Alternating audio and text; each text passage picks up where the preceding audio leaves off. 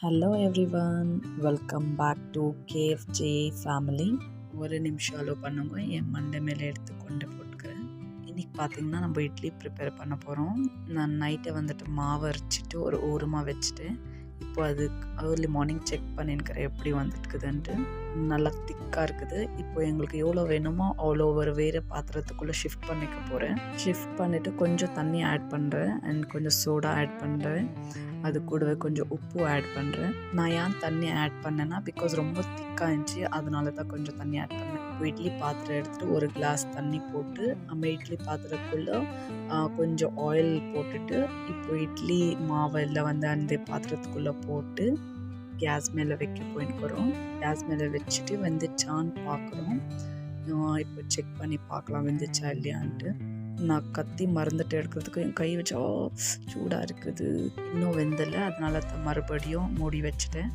மறுபடியும் எடுத்து பார்க்க கொஞ்சம் நேரம் கழித்து பார்த்தா நல்லா வெந்து போயிட்டு இருந்துச்சு. So perfect. இதோட ஜோலி முடிஞ்சிச்சு. கிரவுண்ட்நட், காஞ்ச மிளகா 2, பிகாஸ் என் பசங்களுக்கு காரம் ஜாஸ்தி பிடிக்காது, அதனால் 2 புளி, அப்புறமேல்ட்டு கொஞ்சம் பூண்டு, கொத்தமல்லி, அப்புறமே கறிவேப்பிலை. இப்போ ஃபஸ்ட்டு வந்துட்டு அது நல்லா ஃப்ரை பண்ணிக்கலாம். அந்த கல்லையே கிரவுண்ட்நட்டை கொஞ்சம் நல்லா ப்ரௌனிஷாக ஃப்ரை பண்ணிக்கின்னு ஒயிட்டாக அந்த கிரவுண்ட்நட்டே கருப்பாக பண்ணிட்டோம்.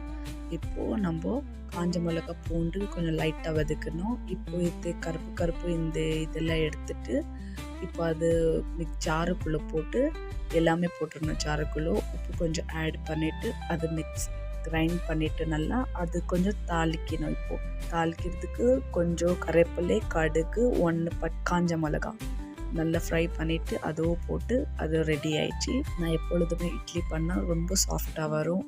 மல்லிப்பூ மாதிரி மல்லிப்பூ வச்சு ஜல்தி டிஃபன் ரெடி பண்ணி என் பசங்களுக்கு டிஃபன் எல்லாம் ரெடி பண்ணி ஆச்சு. இந்த வீடியோ உங்களுக்கு பிடிச்சிட்டு இருந்துச்சுன்னா லைக் பண்ணுங்க, ஷேர் பண்ணுங்கள், கமெண்ட்ஸ் பண்ணுங்கள்.